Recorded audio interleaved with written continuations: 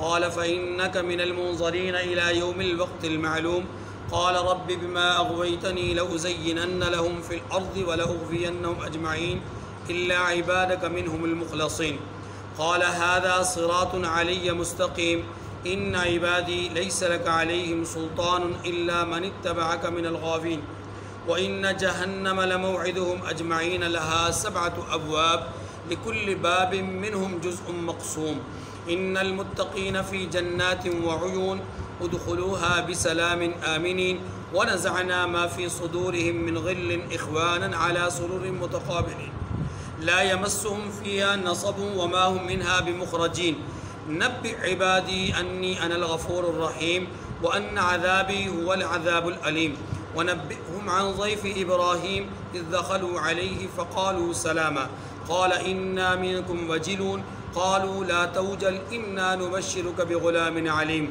قال أبشرتموني على أن مسني الكبر فبم تبشرون قالوا بشرناك بالحق فلا تكن من القانطين قال ومن يقنط من رحمة ربه إلا الضالون قال فما خطبكم أيها المرسلون قالوا إنا أرسلنا إلى قوم مجرمين إلا آل لوط إنا لمنجوهم أجمعين إلا امرأته قدرنا إنها لمن الغابرين صدق اللہ العظیم۔ سورۃ الحجر کی آیت نمبر 26 سے آیت نمبر 60 تک 35 آیات کریمہ کی ابھی تلاوت ہوئی ہے، یہاں بات ابھی کریں گے، پھر اس کے بعد اگلی آیات کی تلاوت اور ان پر بات کریں گے انشاءاللہ۔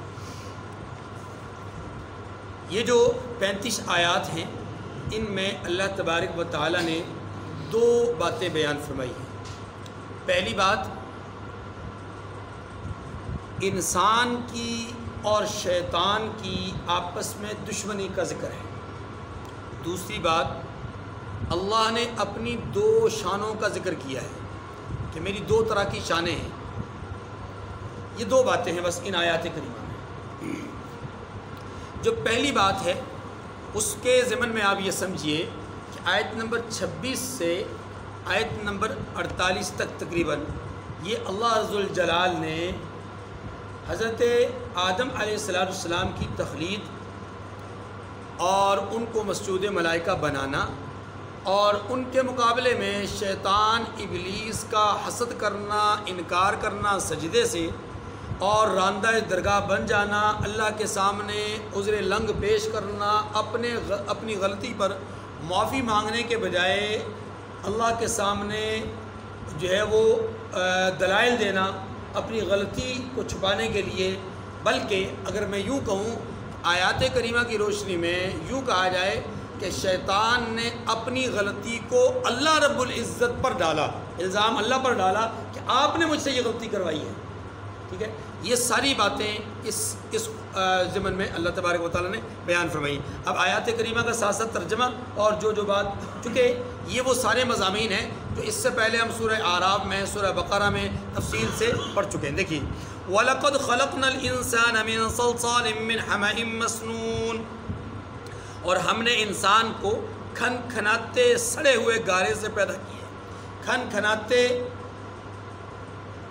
سڑے ہوئے گارے، آپ اس کو یوں سمجھیے کہ یہ جو مٹی سے برتن بنانے والے لوگ ہوتے ہیں، یہ جس برتن کو تیار کرتے ہیں اس سے پہلے اس مٹی کو گارے کی شکل دیتے ہیں، پانی ڈال کر گارے کی شکل۔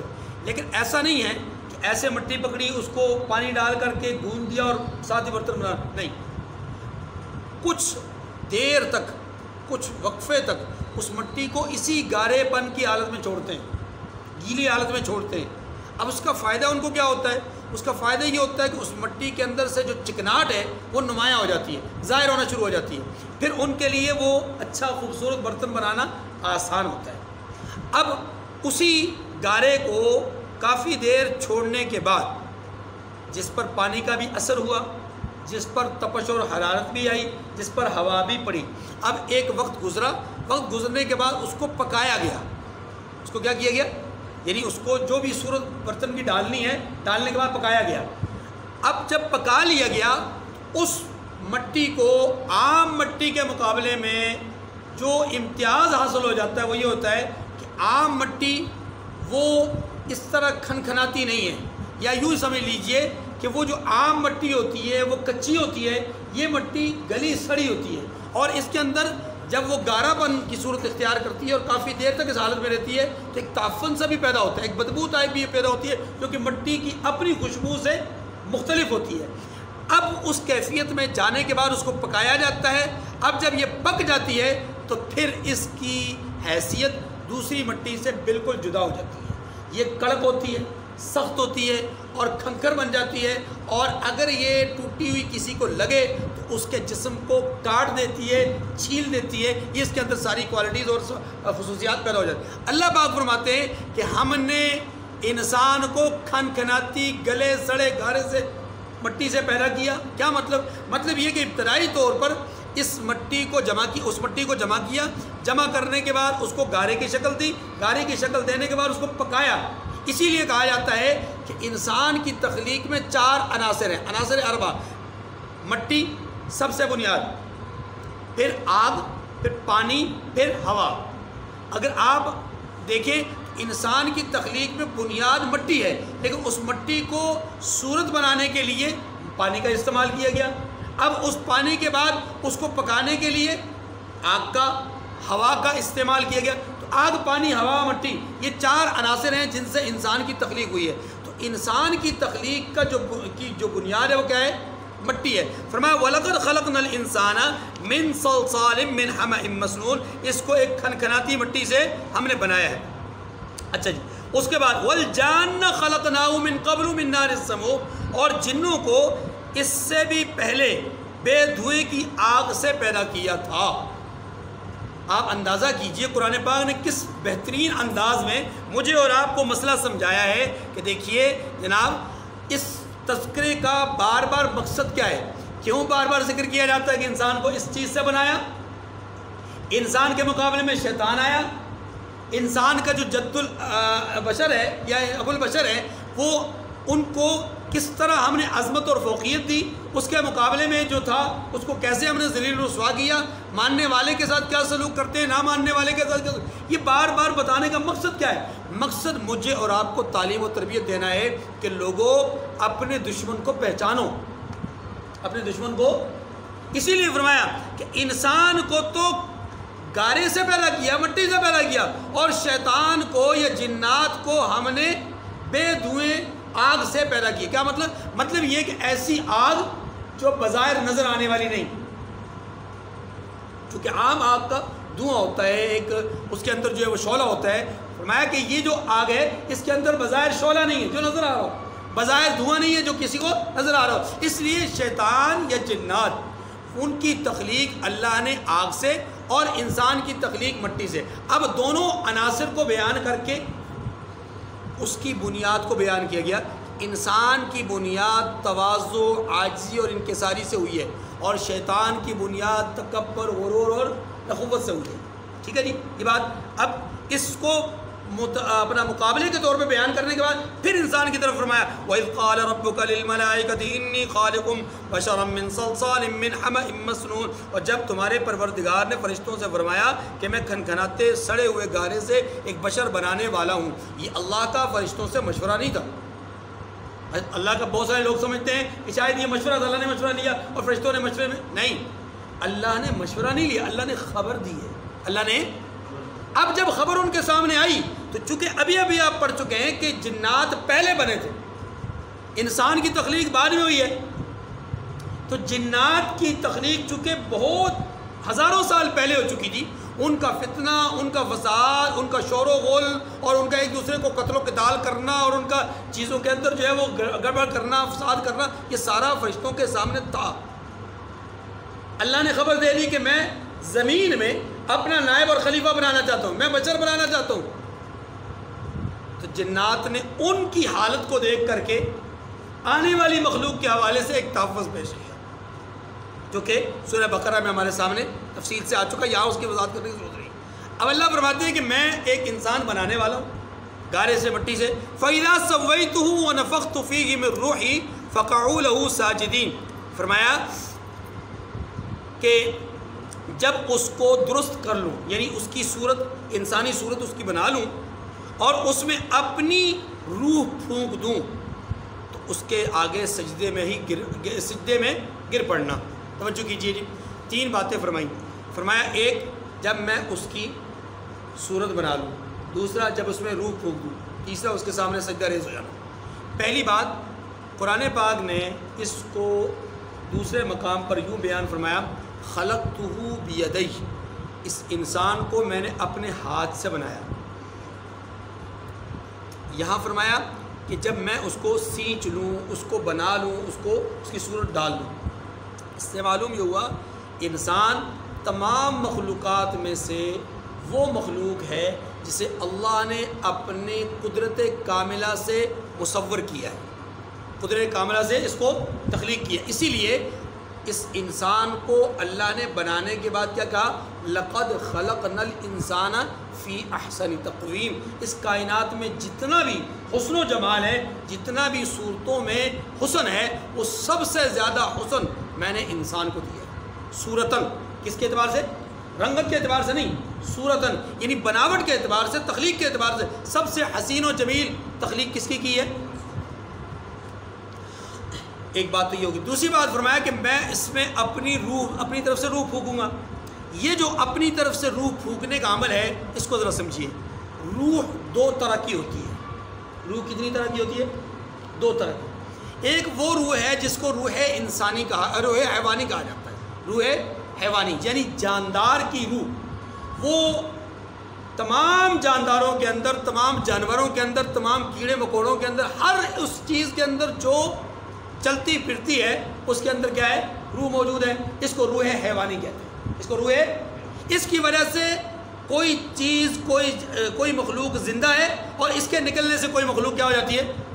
ساکت ہو جاتی ہے، جامد ہو جاتی ہے، مر جاتی ہے۔ اس کو روح حیوانی کہتے ہیں۔ یہ بھی انسان کے اندر موجود ہے۔ یہ جو ہاتھ ہل رہا ہے، یہ ہاتھ کے ہلنے کی وجہ، اس کے اندر وہ روح ہے جس کی وجہ سے یہ حرکت کر رہا ہے۔ جس دن یہ روح نکلے گی، یہ ہاتھ حرکت نہیں کر پائے گا۔ نمبر 2، ایک روح وہ ہوتی ہے جو روح حیوانی سے اعلیٰ درجہ رکھتی ہے، اور وہ روح کون سی ہے؟ وہ روح، اس کا معنی ہے قل الروح من امر ربی۔ وہ جو مشرکین مکہ کے ذریعے سے یہود مدینہ نے سوال کروایا تھا کہ آپ جا کر محمد سے پوچھئے گا کہ یہ روح کیا ہے۔ اگر وہ اس روح کی تشریح و تفسیر بیان کریں گے تو پھر اس کا مطلب ہے کہ وہ نبی نہیں ہے، لیکن اگر وہ کوئی جامع اور معنی کوئی ایک جملے میں بات کر دیں تو پھر اس کا مطلب ہے کہ وہ جو بات کر رہے ہیں وہ اللہ کی طرف سے کر رہے ہیں۔ اب جب آ کر سوال ہوا، اللہ کے رسول نے اس کا فوری طور پہ جواب نہیں دیا، لیکن جب جواب آیا تو قرآن نے کیا کہا؟ یسألونک عن الروح قل الروح من امر ربی۔ آپ کہہ دیجئے کہ روح تو میرے رب کا فیصلہ ہے، روح تو میرے رب کا فیصلہ ہے، امر ہے۔ اب یہ جو روح ہے جس کے بارے میں کہا گیا کہ میرے رب کا امر اور فیصلہ ہے، اس روح کا تعلق یاد رکھیے اس روح حیوانی کے ساتھ نہیں ہے، بلکہ اس روح کا تعلق اس روح کے ساتھ ہے جس کو اللہ نے فرمایا فنفخت فیہ من روحی، اس میں اپنی طرف سے روح پھونکوں گا، یعنی اپنا امر اس میں جاری کروں گا۔ اپنا اس امر کی وجہ سے، اس امر روح کی وجہ سے یہ انسان ان فرشتوں سے ممتاز ہو گیا، یہ انسان دوسری مخلوقات سے کیا ہو گیا؟ ممتاز ہو گیا۔ اسی امر روح کی وجہ سے تیسری بات آ گئی کہ فقعوا لہ ساجدین۔ جب یہ امر روح اس میں آ گیا تو یہ وہ امتیازی درجہ ہے، یہ وہ امتیازی چیز ہے جو فرشتوں تمہارے پاس بھی نہیں ہے، جنات تمہارے پاس بھی نہیں ہے، دوسری مخلوقات کے پاس نہیں ہے، لہذا اس امتیازی شان کی وجہ سے تمہارا کام یہ ہے کہ تم ان کے سامنے کیا کر جاؤ؟ سجدہ ریز ہو جاؤ۔ اب بات سمجھ گی؟ تو یاد رکھیے یہ جو سجدہ ریزی کا حکم ہے یہ اس امر روح کی وجہ سے، وہ امر روح کی۔ اب اس امر روح کی تشریح اور تفسیر کیا ہے؟ واللہ عالم بمرادہ، واللہ عالم۔ تو وہ جو امر روح ہے وہ روح حیوانی سے بالا چیز ہے، ٹھیک ہے جی۔ اب فرشتوں کو سجدہ ریزی کا حکم ہوا تو شیطان تو فرشتہ تھا نہیں، تو جواب اس کا یہ ہے کان من الجن، وہ جنات میں سے تھا، اور وہ شیطان ابلیس اس حکم میں شامل تھا۔ سوال یہ ہے کہ وہ شامل کیسے تھا؟ شامل اس لیے تھا کہ اس کی آمد و رفت فرشتوں کے جرمٹ میں، فرشتوں کے اجتماع میں ہوتی رہتی تھی۔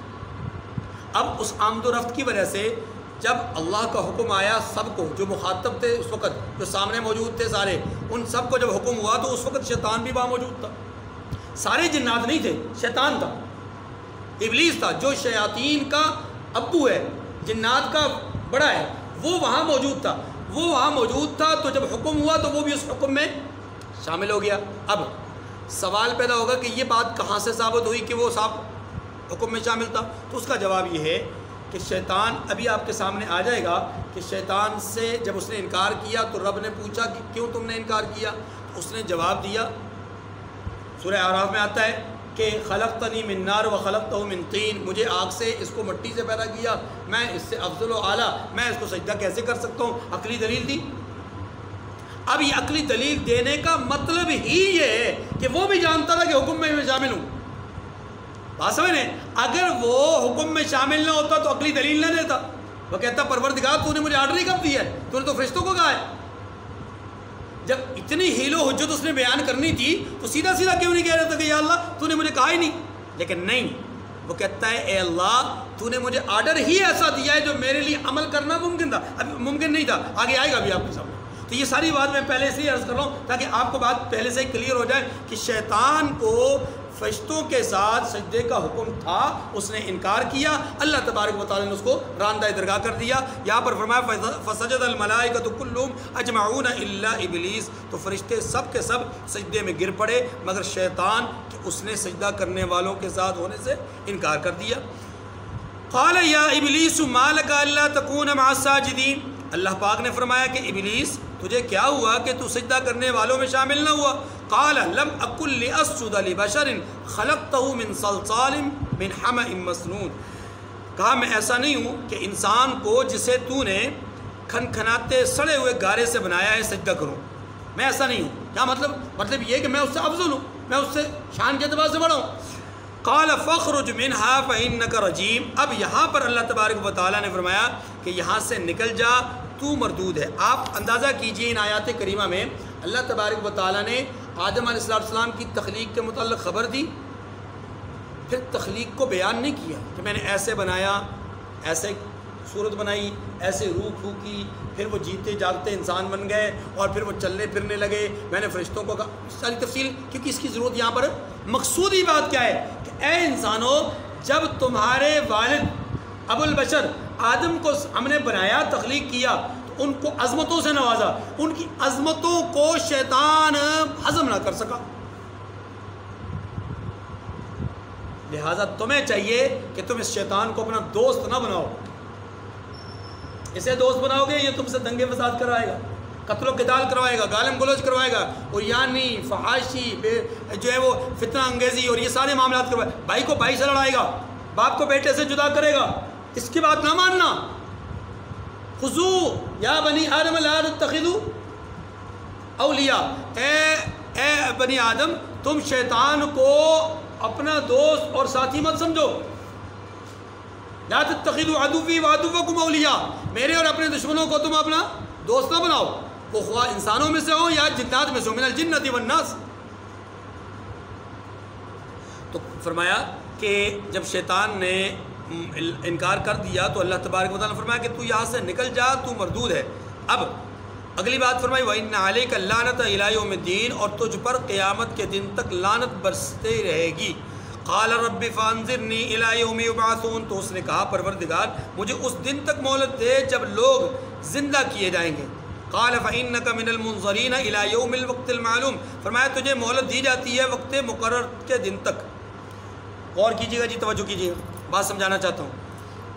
اللہ تبارک و تعالیٰ نے اس کائنات کے نظام کو جو بنا رکھا ہے، اس کا اختتام ہوگا، پہلا سور پھونکا جائے گا، اس کائنات کے نظام کا اختتام ہو جائے گا. ٹھیک ہے، اور جب دوسرا سور پھونکا جائے گا تو مردے زندہ ہو کر کے اور محشر کا میدان لگے گا. اب اس پہلے سور کے پھونکے جانے میں اور دوسرے سور کے پھونکے جانے میں بڑی طویل مدت ہوگی. ایسا نہیں کہ یہاں سور پھونکا گیا کائنات مٹ گئی، وہاں سور پھونکا گیا کائنات نہیں، ایک طویل مدت ہوگی. طویل، یہ بات بھی سمجھ میں آ گئی. اب اگلی بات سمجھیں. قرآن مجید کی روشنی میں ایک باس بعد الموت کا تصور ہے، مرنے کے بعد دوبارہ زندہ ہونے کا تصور ہے، اور کل من علیہ فان اس کا بھی تصور ہے۔ ان دونوں باتوں کو سمجھیے۔ کل من علیہ فان کا تعلق نفخ اولا کے ساتھ ہے، باس بعد الموت کا تعلق نفخ ثانیہ کے ساتھ ہے، اس کو بعثت کہتے ہیں، ٹھیک ہے۔ قبروں سے اٹھائے جانے کا تصور وہاں پر موجود ہے۔ اتنی بات سمجھ آ گئی تھی؟ میں جو سمجھانا چاہ رہا ہوں اس کو ذرا سمجھیے گا۔ شیطان نے اللہ تبارک و تعالیٰ کے سامنے یہ کہا کہ پروردگار مجھے باس بعد الموت تک زندہ رکھ، باس بعد الموت تک۔ میں نے کہا نا 2 سور پھونکے جائیں گے، نفخہ اولا، نفخہ اولا کو قرآن نے کیا کہا؟ کل من علیہ فان ویبقى وجہ ربک ذو الجلال والاکرام۔ یہاں کائنات مٹ جائے گی، صرف اللہ کی ذات باقی رہے گی۔ شیطان کہتا ہے پروردگار مجھے نفخہ ثانیہ تک یعنی باس بعد الموت تک زندہ رکھ، باس بعد الموت تک۔ اللہ کہتے ہیں ٹھیک ہے، اللہ کہتے ہیں ادھر اللہ کہتے ہیں کل من علیہ فان ویبقى وجہ ربک ذو الجلال والاکرام۔ کوئی بات سمجھ میں آئی ہے کہ نہیں آئی؟ سوال تو بنتا ہے نا۔ ایک طرف اللہ کہتے ہیں سب مٹ جائیں گے، اس میں شیطان بھی آ گیا، اس میں شیطان بھی، اور صحیح احادیث سے بھی ثابت ہے کہ شیطان نفخہ اولا کے وقت مر جائے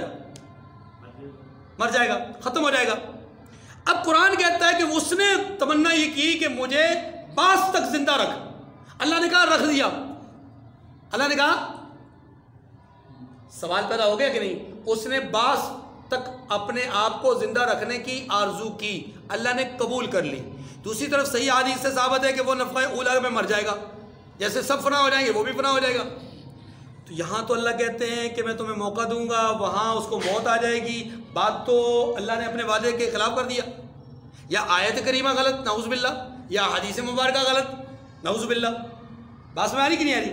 اس کو کہتے ہیں سمجھداری، کہ اس کو سمجھنا ہے قرآن پاک کو، قرآن پاک کے الفاظ کو کسی صاحب علم سے پڑھنا اور جاننا ضروری ہے۔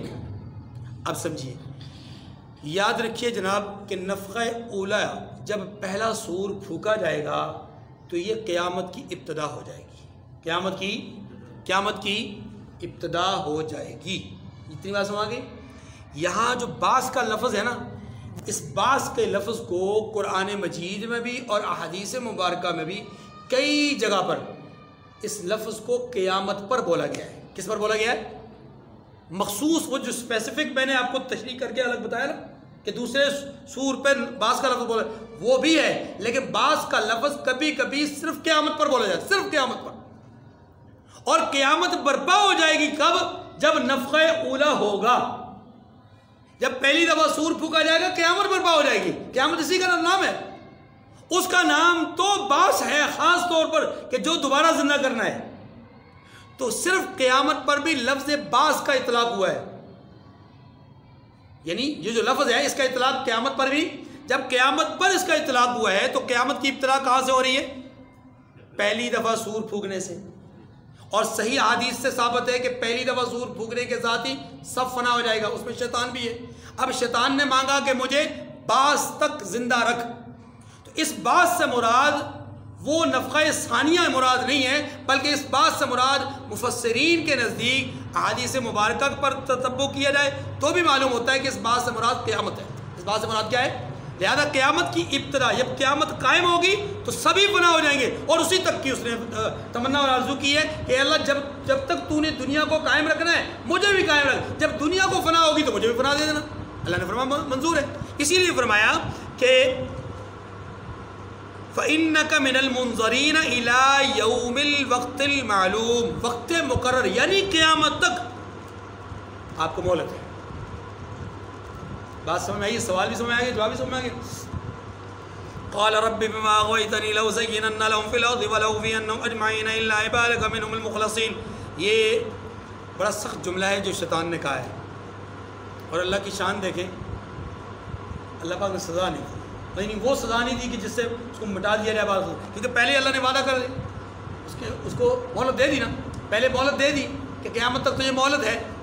اب اس نے بدتمیزی کی ابتدا کرتی ہے، یہ ہے بدتمیزی کی ابتدا۔ جب کسی کو کوئی مہلت مل جائے اور وہ یہ سمجھے کہ جناب اب تو میں سینہ چوڑا کر کے کہے کہ جناب مجھے تو کوئی پوچھنے والا نہیں ہے، تو پھر وہ بدتمیزی پر اتر آتے ہیں۔ یہی حساب دنیا کے اندر شریروں کا ہوتا ہے، قاتلوں کا ہوتا ہے۔ قاتلوں کو جب سزا نہیں ملتی تو وہ سینہ چوڑا کر کے باہر آتے ہیں، ان کے گلے میں ہار ڈالے جاتے ہیں، پروٹوکول کے ساتھ ان کو لایا جاتا ہے، استقبال کر کے لایا جاتا ہے، پھر کیا ہوتا ہے؟ پھر وہ مزید دنگا فساد کرتے ہیں۔ بہرحال یہاں شیطان اللہ کے سامنے ڈھٹائی کے ساتھ کیا جملہ کہتا ہے؟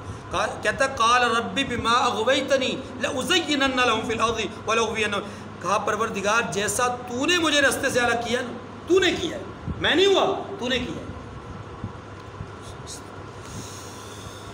اللہ اکبر، کہتا ہے کہ تو نے مجھے رستے سے جیسے الگ کیا ہے، میں بھی زمین میں لوگوں کے لیے اعمال کو، گناہوں کو ایسے آراستہ کر دکھاؤں گا کہ وَلَأُغْوِيَنَّهُمْ أَجْمَعِينَ، کہ سبھی کو بہکا لوں گا سوائے إِلَّا عِبَادَكَ مِنْهُمُ الْمُخْلَصِينَ، سوائے ان میں جو تیرے مخلص بندے ہیں، ان پر میرا قابو نہیں چلے گا۔ تو جو شیطان نے اللہ تبارک و تعالیٰ پر الزام لگایا کہ اے اللہ تو نے مجھے گمراہ کیا ہے، یعنی گویا کہ وہ یہ نہیں کہہ رہا، ہونا تو یہ چاہیے تھا کہ جب اسے اللہ نے فرمایا کہ تو قیامت تک کے لیے مہلت ہے، تو راندہ درگاہ ہو گیا ہے، ذلیل ہو گیا ہے، ان علیک اللعنۃ الی یوم الدین، جب یہ ساری باتیں ہوئی نا، اسے چاہیے تھا کہ سر بسجود ہو جاتا، اللہ کے سامنے گر گراتا، معافی مانگتا، توبہ طائب ہوتا، استغفار کرتا۔ دیکھیں نا، ایک طرف اس کا ذکر ہے، دوسری طرف ابو البشر سیدنا حضرت آدم علیہ السلام کا ذکر ہے کہ وہ اور اماں جی حوا علیہ السلام شیطان کے بہکاوے میں پہل آئے، پہلی دفعہ ان کے بہکاوے میں، اس کے بہکاوے میں آئے تو اللہ تبارک و تعالیٰ نے ان کو دنیا میں بھیجا، جنت سے دنیا میں بھیجا۔ فوراً انہیں خیال آیا کہ ہم سے تو وہ حکم کی پاسداری نہ ہو سکی، میں نافرمانی کا لفظ نہیں استعمال کرا، ہم سے حکم کی وہ پاسداری نہیں ہو سکی جس کا ہم سے تقاضا کیا گیا تھا، تو فوراً توبہ طائب ہو گئے۔ فوراً کیا ہو گئے؟ کوئی دلیل نہیں دی، کوئی حجت نہیں بیان کی، کوئی آگے سے عذر نہیں بیان کیا، فوراً توبہ طائب ہو گئے۔ ربنا ظلمنا انفسنا وان لم تغفر لنا وترحمنا لنكونن من الخاسرین، پروردگار غلطی ہو گئی، ظلم ہو گیا، نا انصافی ہو گئی، ہم نے اپنے آپ پر جو ہے وہ اچھا نہیں کیا، اے اللہ معاف فرما دے، تو نے معاف نہ کیا تو ہم تو خسارے میں۔ بات ہماری اب یہاں توبہ طائب ہو رہے ہیں، یہ ایک کردار ہے۔ دوسرا کردار کیا ہے؟ غلطی کر رہا ہے، غلطی کرنے کے بعد کیا کہتا ہے؟ ربی بما اغویتنی، تو نے مجھے گمراہ کیا ہے۔ کیوں؟ اصل میں وہ کہنا یہ چاہ رہا ہے کہ پروردگار تو نے مجھے حکم ہی ایسا دیا ہے کہ جو میں عملاً کر ہی نہیں سکتا تھا، کیونکہ میں بڑا تھا، میں اونچا تھا، میں اعلیٰ شان والا تھا، یہ کمزور تھا، مٹی سے بنا ہوا تھا، تو میں اس کو سجدہ ہی کیسے کر سکتا، جس کا اظہار سورہ اعراف میں کیا اس نے۔ اس لیے اللہ تبارک و تعالیٰ پر اس نے الزام لگایا۔ یاد رکھیے آج ہمارے معاشرے میں، سوسائٹی میں بہت سارے لوگ ایسے ہیں، ایسا ہی کرتے ہیں، غلطی خود کرتے ہیں، الزام تراشی کس پر کرتے ہیں؟ اللہ پر، اور جی اللہ ہی توفیق نہیں دے رہے۔ اور یہ بات آج نہیں، نزول قرآن کے زمانے میں جب قرآن پاک نازل ہو رہا تھا تو جو مشرکین ہیں، مشرکین نے اللہ کے نبی جناب محمد رسول اللہ صلی اللہ علیہ وسلم اور ان کی جماعت صحابہ کرام سے کیا کہا کہ یہ جو ہم شرک کر رہے ہیں نا، یہ جو ہم شرک کر رہے ہیں، یہ اپنی مرضی سے نہیں کر رہے۔ وقال الذین اشرکوا لو شاء اللہ ما عبدنا، یہ ہم اپنی مرضی سے نہیں، اللہ کروا رہا ہے، اگر اللہ چاہتا تو ہم اس کی عبادت کرتے، جب ہم بتوں کی پوجا کر رہے ہیں تو یہ اللہ کی مرضی سے کر رہے ہیں۔ گویا اپنے جرم کو اللہ پر ڈالنا، اپنی غلطی کا الزام رب پر ڈالنا، یہ شیطانی چال ہے اور ہر شیطان کا پیروکار ایسا ہی کرتا ہے۔ الا عبادک منہم المخلصین، شیطان نے کہا کہ ان کی وجہ سے میں گمراہ ہوا ہوں، ہاں جی، لہذا میں اب ان کے لیے گناہوں کے راستے، گناہوں کو آراستہ کروں گا، یعنی دنیا میں ان کے لیے گناہوں کے جو اسباب ہیں وہ تیرے ہوں گے، ان کو اتنا راستہ بنا کر کے پیش کر دوں گا کہ ان کا میلان ہی گناہوں کی طرف ہوگا۔ اور آپ جانتے ہیں کہ ایک طرف نیکی کی دعوت ہو، ایک طرف برائی کی دعوت ہو، میرا بھائی، میرا رشتہ دار، میری فیملی، میرا خاندان، وہ برائی کی طرف زیادہ مائل ہوگا اور اچھائی کی طرف کم ہوگا۔ دیکھیں نا، آپ اسی کو لے لیجیے، خرچ کرنے کے معاملے کو لے لیجیے، اگر کہیں مسجد بن رہی ہے، وہاں پر آپ کہیں کہ جناب یہاں پر کچھ خرچ کیجئے، تو وہاں پر شاید ایک آدمی 150 روپے دے، لیکن دوسری طرف اگر کہیں کھیل کود کے لیے کوئی کوئی ٹیم آ رہی ہے یا کوئی گلوکار آ رہے ہیں، کوئی فنکار آ رہے ہیں، اور وہاں پر کہا جا رہا ہے کہ جناب اتنی کی ٹکٹ ہے اور آپ اگر جا سکتے ہیں تو آپ جائیے، تو وہ کہتا ہے ٹکٹ مل جائے گی، 10,000 کی ٹکٹ لینی پڑے گی، وہ جائے گا۔ معلوم یہ ہوا کہ اس وقت گناہوں کی جو تزیین ہے وہ بہت زیادہ ہے، لوگوں کا میلان اس طرف ہے، اور یہی شیطان کی چال۔ قال ھذا صراط علی مستقیم، اللہ پاک نے فرمایا کہ مجھ تک یہی سیدھا راستہ ہے۔ کون سا سیدھا راستہ؟ یہ اس سے مراد قرآن مجید والا راستہ، اس سے مراد ہدایت والا راستہ، اس سے مراد شکر والا راستہ، اس سے مراد عبادت والا راستہ۔ جو شیطان نے کہا نا کہ تیرے جو مخلص بندے ہیں میرا وار ان پر نہیں چلے گا، تو قرآن کہتا ہے ھذا صراط، یہی جو اخلاص والا راستہ ہے نا یہ میری طرف آتا ہے، یہی اخلاص والا راستہ ان کو بچائے گا۔ یا تیرے جو شکر گزار بندے ہیں ان پر میرا وار نہیں چلے گا، قرآن کہتا ہے یہی شکر گزاری والا راستہ جو ہے وہ میرا راستہ ہے، اس پر چلنے والے کامیاب ہوں گے، نہ چلنے والے کیا ہوں گے؟ ناکام ہوں گے۔ ان عبادی لیس لک علیہم سلطان الا من اتبعک من الغاوین، جو میرے مخلص بندے ہیں ان پر تجھے کچھ قدرت نہیں، یعنی تو ان پر وار کرنے میں کامیاب نہیں ہوگا۔ لفظوں کو سمجھیے گا، وار کرنے میں کامیاب، وار کرے گا لیکن کامیاب۔ یاد رکھیے جتنا کوئی آدمی نیک ہوتا ہے شیطان کا حملہ اس پر اسی قدر شدید ہوتا ہے، لیکن اللہ اس کی حفاظت کرتا ہے، اللہ اس کی الا من اتبعک من الغاوین، ہاں بد راہوں میں سے جو تیرے پیچھے چل پڑے ان کی حفاظت میرے ذمہ نہیں۔ وَإِنَّ جَهَنَّمَ لَمَوْعِدُهُمْ أَجْمَعِينَ لَهَا 7 أَبْوَابٍ، اب جو تیرے پیچھے چلیں گے ان کا انجام کیا ہوگا؟ اس کے لیے اللہ پاک نے فرمایا اور ان سب کے وعدے کی جگہ جہنم ہے، یعنی ان کے لیے ٹھکانہ کیا ہے؟ جہنم۔ اس کے 7 دروازے ہیں، لِكُلِّ بَابٍ مِّنْهُمْ جُزْءٌ مَقْسُومٌ، ہر ایک دروازے کے لیے ان میں سے جماعتیں تقسیم کر دی گئی۔ ان آیات کریمہ سے پتہ چلا کہ جہنم کے اندر بھی طبقات ہوں گے، اور ہونے بھی چاہیے، فطرت کا تقاضا بھی، عقل کا بھی تقاضا ہے۔ ظاہر ہے نمرود اور ابو لہب دونوں برابر تو نہیں ہو سکتے، بات سمجھ آئے؟ نمرود وہ جس نے الوہیت کا دعویٰ کیا، ابو لہب وہ جس نے نبوت کا انکار کیا، توحید کا انکار کیا۔ منکر الگ ہے لیکن اس نے الوہیت کا دعویٰ نہیں کیا۔ اسی طریقے سے فرعون اور نمرود میں فرق ہے، ایسے ہی شداد و شدید میں فرق ہے، ایسے ہی دوسرے کافروں میں اور چھوٹے کافروں میں فرق ہے۔ یعنی ایک وہ کافر ہیں کہ جو اپنی غربت کی وجہ سے یا کسی کے بہکاوے میں آ جانے کی وجہ سے، کسی کی طرف سے تزیین و آرائش کی صورت میں وہ بہکاوے میں آ گئے اور گمراہ ہو گئے۔ ایک وہ کافر ہے جو گمراہ کرنے والے ہیں، دونوں میں فرق ہے۔ ایک وہ ہے جو ضال و مضل ہیں، ایک وہ ہے جو صرف گمراہ ہیں، دونوں میں فرق ہے۔ ایک وہ ہیں جو پڑھے لکھے ہیں اور گمراہ ہیں، ایک وہ ہیں جو ان پڑھ ہیں اور گمراہ ہیں، دونوں میں فرق ہے۔ ایک وہ ہیں جو ماتحت ہیں اور مجبوری کی زندگی گزار کر کے گمراہی کی دلدل میں پھنسے، ایک وہ ہیں جو عیاشی کی زندگی گزار کر کے کفر اور اناد کی دلدل میں پھنسے۔ فرق تو ہے۔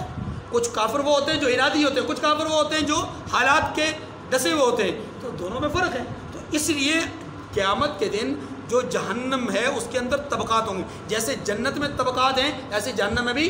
قرآن پاک نے اس لیے کہا لہا 7 ابواب، اس جہنم کے 7 دروازے ہیں، اور بڑا ہی بد نصیب ہوگا جو اس جہنم کے سب سے نچلے طبقے میں ہوگا، اور وہ کون ہوگا؟ منافق۔ کون ہوگا؟ ان المتقین فی جنات وعیون اللہم اجعلنا منہم۔ ایک عثمان بھائی نے آمین کہا، باقیوں کو تو آمین کہنے کی توفیق نہیں۔ اے اللہ ہمیں ان جنتیوں میں سے بنا دیں۔ ان المتقین فی جنات وعیون، جو متقی ہیں وہ باغوں اور چشموں میں ہوں گے۔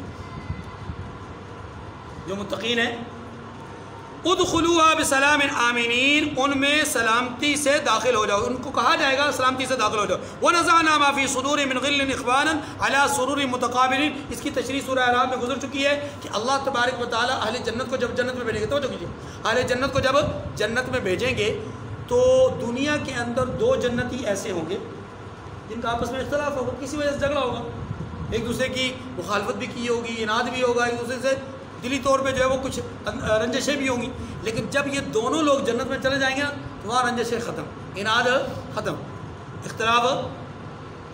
مثال دوں، اللہ کرے بات سمجھ میں آ جائے۔ میرا ایمان عقیدہ ہے کہ سیدہ عائشہ صدیقہ رضی اللہ تعالیٰ عنہ جنتی ہی نہیں، حضور کی جنت میں بیوی بھی ہیں، مقام محمود میں ان کی رہائش بھی ہوگی۔ بات سمجھ رہے؟ سیدہ فاطمۃ الزہرا رضی اللہ تعالیٰ عنہ سیدۃ النساء اہل الجنہ ہیں، جنتی عورتوں کی سردار ہیں، تو ان کے خامن حضرت سیدنا علی المرتضیٰ رضی اللہ تعالیٰ عنہ وہ بھی ظاہر ہے پھر اونچے شان والے ہوں گے، ٹھیک ہے. تو سیدنا علی بھی جنت میں، سیدہ عائشہ بھی کہاں ہے؟ جنت میں. یہ ہمارا عقیدہ ہے، یہ ہمارا.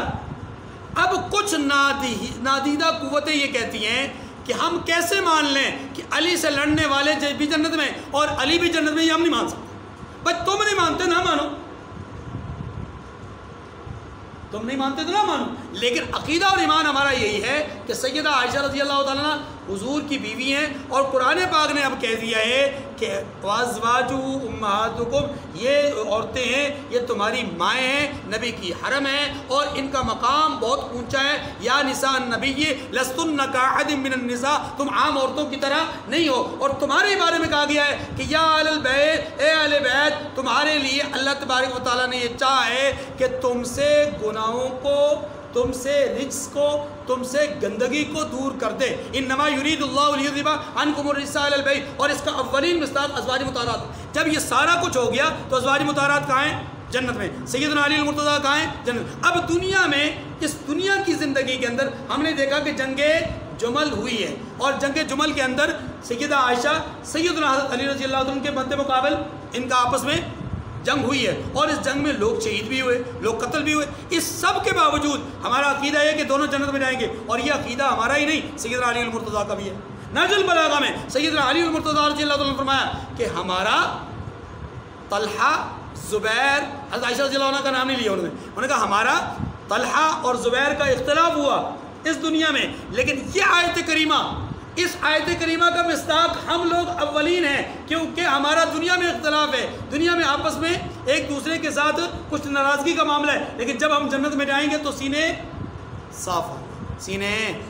وَنَزَعْنَا مَا فِي صُدُورِهِم مِّن غِلٍّ إِخْوَانًا عَلَىٰ سُرُرٍ مُتَقَابِلِينَ. اور ان کے دلوں میں جو کدورت ہوگی اس کو ہم نکال دیں گے، بھائی بھائی تختوں پر ایک دوسرے کے سامنے بیٹھے ہوں گے. یہ کیسے ہو سکتا ہے؟ حضور نے فرمایا کہ طلحہ فی الجنہ، علی فی الجنہ، طلحہ بھی جنت میں، علی بھی جنت. اب دنیا میں اگر اختلاف ہو گیا تو اس اختلاف کی وجہ سے حضور کی حدیث کو غلط کہہ دیں، یا حضور کی بشارت ختم ہو گئی؟ نہیں، ایسا نہیں ہو سکتا. حضور کی بشارت اپنی جگہ پر قائم ہے. لا یمسہم فیہا نصب وما ہم منہا بمخرجین.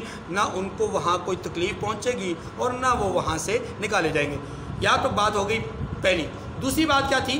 دوسری بات یہ تھی کہ اللہ تبارک و تعالیٰ نے یہاں پر اپنی دو شانیں بیان کی. یہ ساری بات آپ نے پہلے پڑھ لی ہے، میں صرف ترجمہ کروں گا اور مختصر بات. دو شانیں بیان، ایک شان رحمت اور دوسری شان عذاب.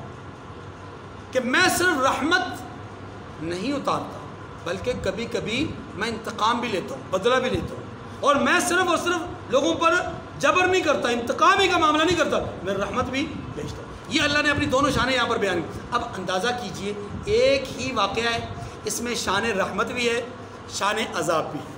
واقعہ کیا ہے؟ آپ سب کے سامنے ہے. فرشتے آئے ابراہیم علیہ السلام کے پاس، ابراہیم علیہ السلام نے ان کی دعوت کی، ان کے لیے کھانا بنایا، کھانے سے انکار کیا. ابراہیم علیہ السلام پریشان ہو گئے، پوچھا کون ہو، کیسے ہو، کہاں سے آئے ہو، کیا مقصد ہے تمہارا، کھانا کیوں نہیں کھا رہے؟ جواب دیا کہ جناب آپ کو بشارت دینے آئے ہیں. آپ کو کس چیز کی؟ بیٹے کی. ایک تو یہ بات ہو گئی، اسحاق کی بشارت دینے آئے ہیں، اور صرف اسحاق کی نہیں، آپ کو پوتے کی بھی بشارت ہے کہ اسحاق کا بیٹا یعقوب بھی ہوگا. ایک تو یہ خوشخبری ہے، یہ شان رحمت ہے جو اللہ بیان کر رہے ہیں. اسی ایک واقعے میں اگلے ہی جملے، اگلے ہی لمحے میں وہی فرشتے کیا کہتے ہیں کہ ہم قوم لوط کی طرف بھیجے گئے آپ کو خوشخبری دینے کے لیے، اور ان کے لیے عذاب بن کر بھیجے گئے. یہ اللہ کی شان ہے. کہتے ہیں اللہ پاک نے یہاں سمجھایا کہ اے محبوب میرے بندوں کو بتا دو کہ میں اپنے بندوں کے ساتھ بڑا رحیم ہوں، بڑا کریم ہوں، لیکن جب تک وہ میرے رہیں گے، رحم و کرم کے معاملے میں رہیں، لیکن جب میرے بندوں میں سے کوئی بگڑے گا اور بگڑنے کی انتہا کر دے گا تو پھر میری رحمت نہیں، پھر میرا عذاب اس کی طرف متوجہ ہوگا. نبئ عبادی انی انا الغفور الرحیم وان عذابی هو العذاب العلیم. اے محبوب میرے بندوں کو بتا دیجئے کہ میں بڑا بخشنے والا مہربان ہوں، اور یہ کہ میرا عذاب بھی درد دینے والا عذاب ہے. وَنَبِّئْهُمْ عَنْ ضَيْفٍ. یہ بات ہو گئی، اصل بات تو یہ بتا رہی. اب اس کے ضمن میں واقعہ بیان کیا جا رہا ہے. ایک دو تین واقعات ہیں، لیکن ہمیں ابھی ایک واقعے کو پڑھتے ہیں. وَنَبِّئْهُمْ عَنْ ضَيْفِ إِبْرَاهِيمَ. اور ان کو ابراہیم کے مہمانوں کا احوال سنا دیجئے. إِذْ دَخَلُوا عَلَيْهِ فَقَالُوا سَلَامًا. جب وہ ابراہیم کے پاس آئے تو سلام کیا. قال انا منکم وجلون، ابراہیم علیہ السلام نے کہا کہ ہمیں تو تم سے ڈر لگتا ہے۔ اب ایسا نہیں ہے کہ بات کے ساتھ ہی ڈر لگ، نہیں، وہ سارا واقعہ آپ کے سامنے ہونا چاہیے۔ ان کے لیے کھانا بنایا، کھانا بنانے کے ان کے سامنے پیش کیا تو انہوں نے کھانا کھانے سے انکار کر دیا، یعنی ہاتھ آگے نہیں بڑھایا، تو ابراہیم علیہ السلام تھوڑا پریشان ہو گئے۔ پھر ان کے چہروں کی طرف خاص طور پہ دیکھا تو ان کے چہروں پر ملے جلے تاثرات تھے، کچھ خوف اور رعب، دبدبہ، کچھ اس طرح کی چیز بھی تھی، یعنی ہیبت، خوف نہیں ہیبت تھی۔ تو ابراہیم علیہ السلام کچھ خوفزدہ ہو گئے کہ کیا ماجرا ہے، کون لوگ ہیں، کہیں کوئی مطلب ہمارے ساتھ کوئی برا کرنے تو نہیں آئے، کوئی ڈکیٹ، کوئی رازن، کوئی اس طرح کی چیز تو نہیں، ٹھیک ہے۔ قالوا لا توجل انا نبشرک بغلام علیم، مہمانوں نے کہا کہ ڈریے نہیں، ہم آپ کو ایک دانش مند علم والے لڑکے کی خوشخبری دیتے ہیں۔ لڑکا بھی ہوگا، علم والا بھی ہوگا، یہ خوشخبری پر خوشخبری ہے، لڑکا بھی ہوگا اور یاد رکھیے یہاں علم والے سے مراد نبوت ہے۔ علم والے سے مراد کیا ہے؟ کیونکہ اس زمانے میں حضور صلی اللہ علیہ وسلم سے پہلے علم والے ہوتے ہی نبی تھے، علم والے ہوتے ہی۔ اچھا جی، قال ابشرتمونی علی ان مسنی الکبر فبما تبشرون، وہ کہنے لگے کہ جب مجھے بڑھاپے نے آ پکڑا تو تم خوشخبری دینے لگے، اب کاہے کی خوشخبری دیتے ہو، اب کیسی خوشخبری دیتے ہو؟ یہی بات ہم نے سورہ ہود میں پڑھی تو وہاں پر الفاظ کچھ یوں تھے کہ ابراہیم علیہ السلام کے پاس جب انہوں نے بشارت سنائی تو ابراہیم علیہ السلام کی بیوی اونٹ کے پیچھے کھڑی تھی، اور انہوں نے جب یہ جملہ سنا وامرأتہ قائمۃ فضحکت، تو وہ ہنس پڑی، اور ہنسنے کے بعد انہوں نے کہا کہ کہاں سے آئے گا بچہ؟ تو انہوں نے، فرشتوں نے اس وقت جواب دیا کہ اللہ رب العزت کا یہی فیصلہ ہے۔ یہاں پر بھی یہی کہا، اس کا مطلب یہ ہوا کہ پہلے ابراہیم علیہ السلام نے تعجب کا اظہار کیا کہ بڑھاپا ہے، بیوی حضرت سارہ ہے، یہ اسحاق علیہ السلام کی بات ہو رہی ہے، بیوی حضرت سارہ ہے اور یہ بہت ادھیڑ عمر کو پہنچ گئی ہیں، اب ان سے اولاد کا اس طرح کا تصور، بعض حضرات نے کہا کہ وہ بانجھ تھیں، بانجھ عورت اس سے اولاد کیسے ہوگی؟ اپنے بارے میں تو نہیں مطلب وہ مسئلہ تھا کیونکہ پہلے اسماعیل علیہ السلام پیدا ہو چکے، لیکن یہاں یہ تھا کہ یہ عورت بانجھ ہے تو بیٹا کیسے پیدا ہوگا؟ ان کو تعجب ہوا۔ اچھا، اسی تعجب کو حضرت سارہ رضی اللہ تعالیٰ عنہ کی طرف اگر دیکھا جائے تو وہ اونٹ کے پیچھے کھڑی تھی، انہوں نے جب سنا تو انہوں نے بھی تعجب کا اظہار کیا۔ تو قالوا بشرناک بالحق فلا تکن من القانطین، تو انہوں نے جواباً کہا کہ ہم آپ کو سچی خوشخبری دیتے ہیں، آپ مایوس، کیا مطلب یہ کہ آپ اپنی بیوی کے بانجھ پن سے، اپنے بڑھاپے سے مایوس نہ ہو، اللہ ایسا کریں گے۔ قال ومن يقنط من رحمت ربه الا الضالون، ابراہیم علیہ السلام نے کہا اللہ کی رحمت سے مایوس کیوں ہونے لگا، میں تو اللہ کی رحمت سے مایوس ہو ہی نہیں سکتا۔ ہاں جی، اس سے مایوس ہونا گمراہوں کا کام ہے، اور میں گمراہ نہیں ہوں، میں تو لوگوں کو خود گمراہی سے نکال کر لانے والا ہوں، یا گمراہی سے جو نکلنے کی دعوت دیتا ہوں۔ قال فما خطبكم ايها المرسلون، اب اگلی بات ابراہیم علیہ السلام سے پوچھ لی کہ پھر کہنے لگے کہ فرشتوں تمہیں اور بھی کوئی کام ہے یا صرف یہی کام کرنے آئے تھے، یعنی صرف خوشخبری سنانے آئے تھے یا اور بھی کوئی کام ہے؟ اب ظاہر ہے یہاں آئے ہو تو کہیں اور بھی کوئی کام ہے؟ تو کہنے لگے انا ارسلنا الی قوم مجرمین، ہم ایک گناہ گار قوم کی طرف بھیجے گئے ہیں تاکہ اس پر عذاب بھیجے۔ یہ گناہ گار قوم جب انہوں نے لفظ کہا نا تو فوری طور پر ابراہیم علیہ السلام سمجھ گئے کہ یہاں سے مراد کون ہے؟ قوم لوط ہے۔ یاد رکھیے قوم لوط کا عمل صرف یہی بدفعلی نہیں تھا، دیگر بھی ان کے اندر جرائم تھے، ڈاکہ زنی، چوری، چکاری، زنا، بدکاریاں، دوسرے تیسرے معاملات، لیکن جو سب سے زیادہ ان کا مشہور و معروف گناہ ہے وہ ہے بدفعلی، ہم جنس پرستی۔ الا آل لوط، مگر لوط کے گھر والوں کو، انا لمنجوہم اجمعین، کہ ان سب کو ہم بچا لیں گے۔ یہاں الا آل لوط کہا، کیا کہا؟ لوط کی آل کو بچائیں گے، حالانکہ لوط علیہ السلام کی بیوی کو نہیں بچایا۔ لوط علیہ السلام کی بیوی کو کیا مطلب ہوا؟ مطلب یہ ہوا، یاد رکھیے، آل اور اہل نبی کا وہی ہوتا ہے جو نبی کا تابعدار ہو، نبی کا تابعدار نہیں تو نبی کا بیٹا کنعان ہی کیوں نہ ہو۔ انہ لیس من آلک، اللہ پاک نے فرما دیا کہ یہ آپ کے آل میں سے نہیں ہے۔ اسی طرح نبی کی بیوی ہو عذاب سے بچ نہیں سکتی، جیسے نوح علیہ السلام کی بیوی، جیسا کہ لوط علیہ السلام کی بیوی کہ الا امرأتک، اے لوط ہم آپ کو، آپ کے ماننے والوں کو بچائیں گے لیکن آپ کی بیوی کو انا لمنجوہم اجمعین الا امرأتہ قدرنا انا لمن الغابرین، فرمایا کہ ان سب کو ہم بچا لیں گے، یعنی کس کو؟ آپ کے ماننے والوں کو، البتہ ان کی عورت کہ اس کے لیے ہم نے عذاب کا فیصلہ ٹھہرا دیا ہے۔ یمترون وأتيناك بالحق وإنا لصادقون فأسر بأهلك بقطع من الليل واتبع أدبارهم ولا يلتفت منكم أحد وامضوا حيث تؤمرون وقضينا إليه ذلك الأمر أن دابر هؤلاء مقطوع مصبحين وجاء أهل المدينة يستبشرون قال إن هؤلاء ضيفي فلا تفضحون واتقوا الله ولا تخزون قالوا أولم ننهك عن العالمين قال هؤلاء بناتي إن كنتم فاعلين لعمرك إنهم لفي سكرتهم يعمهون فأخذتهم الصيحة مشرقين فجعلنا عاليها سافلها